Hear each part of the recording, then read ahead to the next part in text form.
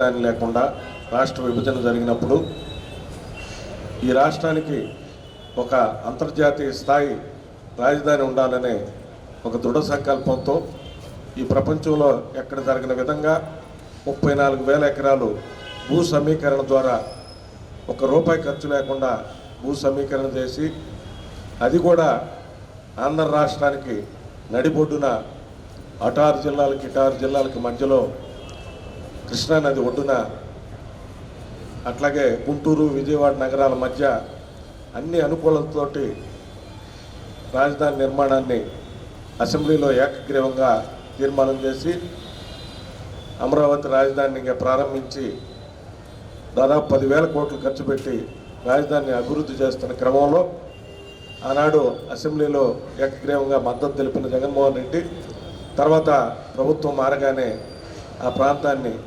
నాశనం చేసి విధ్వంసం చేసి రాజధాని లేకుండా 3 రాజధానుల పేరుతోటి ఈ రాష్ట్రంలో ఒక దుర్మార్గ పాలన చేసినప్పుడు రాజధాని రైతులందరూ కూడా ఈ రాష్ట్రంలోని ప్రజల మద్దతు కోసం మన ప్రాంతానికి కూడా వచ్చినప్పుడు వేలాది మంది ప్రజలు మనం వాళ్ళకి సంఘీభావం తెలియజేయటం, వాళ్ళకి ఒంగోలు నియోజకవర్గం నుంచి ఆ రోజు 65 లక్షల డబ్బులు మన ఎమ్మెల్యే గారి నేతృత్వంలో ఆ రోజు వాళ్ళకి ఇవ్వటం, వాళ్ళకి సంఘీభావం తెలియజేయటం, అది పెద్ద ఎత్తున రాష్ట్ర ప్రజలందరూ కూడా ఆ మహిళా ఉద్యమాన్ని మద్దతు తెలిపి చివరికి ఎన్నికల సమయానికి వాళ్ళకి 151 సీట్ల నుంచి 11 సీట్లకు వచ్చే విధంగా ఆ రోజు జరిగిన క్రమం అంతా మీ అందరికీ తెలుసు.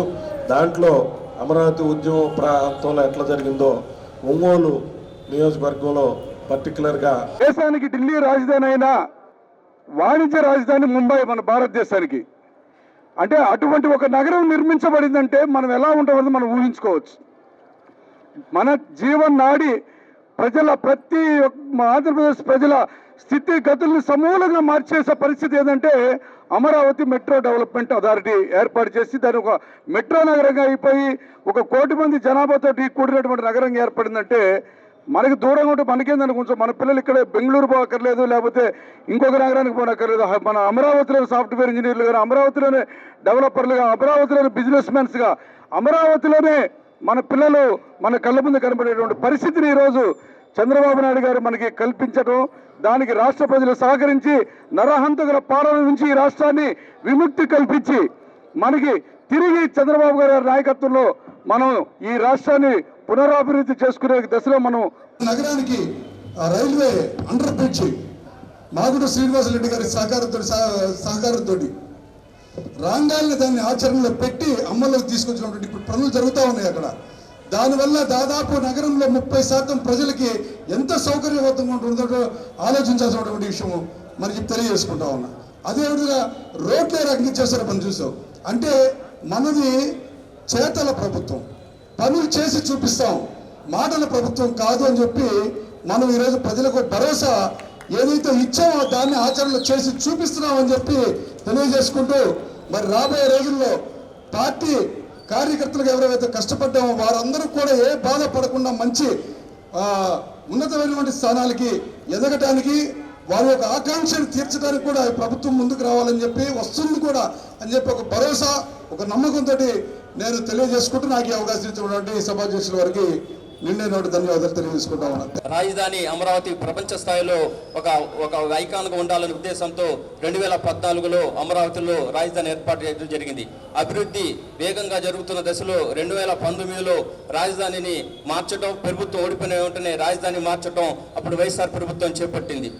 దాంట్లో భాగంగా మనమంతా రాష్ట్ర వ్యాప్తంగా జరిగిన ఆందోళనలో గౌరవనీయులు ఒంగోలు శాసనసభ్యులుగా ఉన్నటువంటి దామచల జనార్దన్ రావు గారు అనేక పెద్ద ఎత్తున నిరసన కార్యక్రమాలు జరిగిన అరెస్టులు, కేసులు అన్నీ అనేక రకాలుగా ఎదుర్కోవటం అప్పుడు నీచమైన వైఎస్ఆర్ కాంగ్రెస్ గవర్నమెంట్ నుంచి మనం ఎదుర్కోవడం జరిగింది. ఆనాడు శాసనమండలి చైర్మన్గా ఉన్నటువంటి ఒక మైనార్టీ నాయకుని ఎంఏ షరీఫ్ గారిని ఇష్టం వచ్చినటువంటి మాట్లాడి, ఆ బొత్స సత్యనారాయణ గారు ఇష్టం వచ్చినట్టు మాట్లాడి నువ్వు కనీసం ముస్లింకు పుట్టావా సాయి పుట్టా అన్న రీతిలో హింసించడం జరిగింది. అతను వెంటనే ఆ సెలెక్టెడ్ కమిటీకి పంపించడం, ఆ సెలెక్టెడ్ కమిటీ ద్వారా ఆ రోజే అమరావతి మరలా రాజధాని అవుతుందని మనం ఏర్పడడం జరిగింది. ఆ తర్వాత 24లో తెలుగుదేశం ప్రభుత్వ అధికారంలో రావటం, అదేవిధంగా మళ్ళీ అమరావతి ప్రపంచ స్థాయిలో ఒక నిర్మాణం దిశలో చేపడతారని చంద్రబాబు నాయుడు తెలియజేసుకుంటూ, అదేవిధంగా 2014 నుంచి 19 వరకు ఒంగోలు నగరంలో జిల్లాలోనే ఎక్కడా లేని విధంగా 2,500 కోట్ల రూపాయలకు అభివృద్ధి పనులు శాసనసభ్యులుగా ఉన్నటువంటి జనార్దన్ గారు ఆ రోజు చెప్పడం జరిగింది. అభివృద్ధి అంటే జనార్దన్ గారు, జనార్దన్ అంటే అభివృద్ధి గారని తెలియజేస్తూ ఈ విధంగా ఒంగోలు నగరం ఈ రోజు కూడా ప్రతి డివిజన్లో దాదాపు 50 లక్షల రూపాయలుగా పనులు అభివృద్ధి కార్యక్రమాలు అన్ని డివిజన్లు జరుగుతుందని తెలియజేసుకుంటూ ఈ అవకాశం ఇచ్చిన అధ్యక్షుల వారికి, అదేవిధంగా మే 2వ తేదీన జరిగిన నరేంద్ర మోడీ గారి ఆధ్వర్యంలో పునర్నిర్మాణ కార్యక్రమానికి దామచల జనార్దన్ రావు గారి నేతృత్వంలో పెద్ద ఎత్తున మనందరూ హాజరై ఆ కార్యక్రమాన్ని విజయవంతం చేయాలని కోరుకుంటూ ఈ అవకాశం ఇచ్చిన అధ్యక్షుల వారికి ఉదయపూర్వక ధన్యవాదాలు తెలుపుకుంటూ సెలవు తీసుకుంటున్నాం. కొత్త రాజధాని కాదు, అది పాత రాజధాని. అమరావతి పునర్నిర్మాణం కోసం తిరిగి నారా చంద్రబాబు నాయుడు గారు మోడీ గారిని ఆహ్వానిస్తున్నారు. మనమందరం కూడా దామచర్ల జనార్దన్ రావు గారి నాయకత్వంతో ఒక ప్రణాళికాబద్ధంగా ఒక ఏకైక లక్ష్యంతో రేపు 2వ తేదీ పునర్నిర్మాణ సభకు మనమందరం కూడా ఇక్కడి నుంచి వేలాదిగా తరలి వెళ్ళి ఆ సభను దిగ్విజయం చేసి మన దామచర్ల జనార్దన్ రావు గారికి ఇంకా కొత్త ఆలోచనతో ముందుకు పోవడానికి మనమందరం సహకారం అందించాలని మీ అందరికీ తెలియజేస్తూ సెలవు తీసుకుంటున్నాను. జై హింద్, జై తెలుగుదేశం. మనందరికీ తెలుసు, రేపు 2వ తారీఖున జరగబోయే అమరావతి, మన రాష్ట్ర రాజధాని అమరావతి పునర్నిర్మాణ శంకుస్థాపన కార్యక్రమానికి సంబంధించి కార్యక్రమాన్ని ఏర్పాటు చేసుకోవడం జరిగింది. ప్రత్యేకించి ఈరోజు రాజధాని మరలా 5 సంవత్సరాలు పోరాడిన దాంట్లో ప్రథమ పాత్ర మహిళదేనని చెప్పి నేను ఈ సభ మీద నుంచి గర్వంగా చెప్పగలను. ఎందుకంటే రాజధానిలో మహిళలు మొట్టమొదటిసారిగా రోడ్డెక్కి పోరాడుతున్నప్పుడు ఆడవాళ్ళకి ముఖ్యమైన, మీ అందరికీ తెలుసు, పసుపు కుంకుమ గాజులు తాలిపట్టని అందరికీ తెలుసు.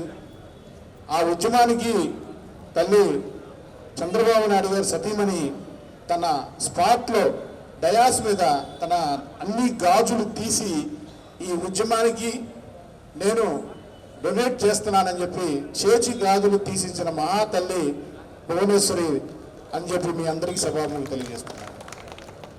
ఆ స్ఫూర్తితోటే రాష్ట్రంలో ఉన్న మహిళలందరూ కూడా భువనేశ్వరి గారు తన గాజులు తీసి ఈ ఉద్యమానికి ఇచ్చారన్న స్ఫూర్తితో అందరూ కూడా ప్రాణాలకు తెగించి రాజధాని కోసం పోరాడింది మహిళలు, ఆ తర్వాత పురుషులు అని చెప్పి నేను సభాముఖంగా తెలియజేస్తున్నాను.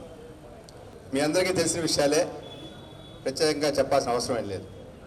ఈ రాష్ట్రంలో మన కూటమి ప్రభుత్వం వచ్చింది అంటే దానికి ఒకే ఒక కారణం, సర్వనాశనం అయిపోతున్నటువంటి ఈ రాష్ట్రాన్ని చంద్రబాబు నాయుడు గారి నాయకత్వంలో అయితే మాత్రమే పరిరక్షించబడుద్ది అనేటువంటి ఒకే ఒక విశ్వాసంతో జగన్మోహన్ రెడ్డి చేతిలో ఉంటే ఇక ఈ రాష్ట్రం భారతదేశం అనే మ్యాప్లో ఏమైపోతుందో అనేటువంటి ఆందోళనతోటి ప్రజలందరూ కూడా ఏకపక్షంగా కూటమి ప్రభుత్వాన్ని తీసుకుని వచ్చారు.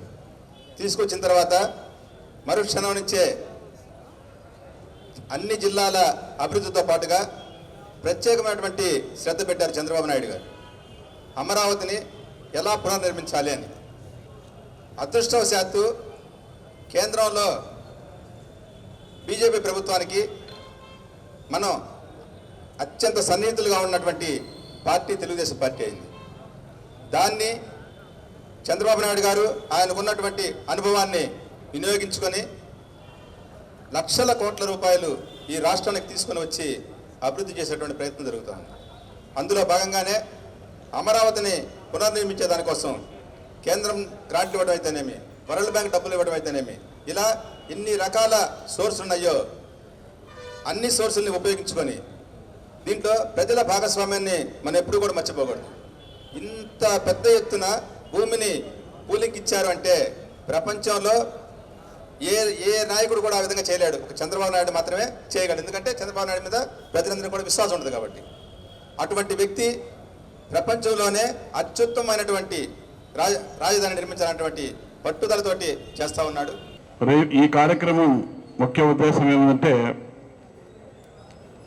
మన ప్రియతమ నాయకులు తెలుగుదేశం పార్టీ ముఖ్యమంత్రి వర్యులు నారా చంద్రబాబు నాయుడు గారి ఆదేశాల మేరకు మన రాజధాని ఏదైతే ఉందో దానిని పునర్నిర్మాణించడం కొరకు మన దేశ ప్రధాని అయినటువంటి మోడీ గారు ముఖ్య అతిథిగా పాల్గొని 2వ తారీఖున పాల్గొనడానికి వస్తున్నారు. కాబట్టి మనమంతా ఒంగోలు నియోజకవర్గం నుంచి మన ఎమ్మెల్యే గారు దామచర్లన్న గారి ఆధ్వర్యంలో అందరం కూడా కలిసికట్టుగా మనకి ఇక్కడ ఇచ్చింది 5,000 మంది టార్గెటే.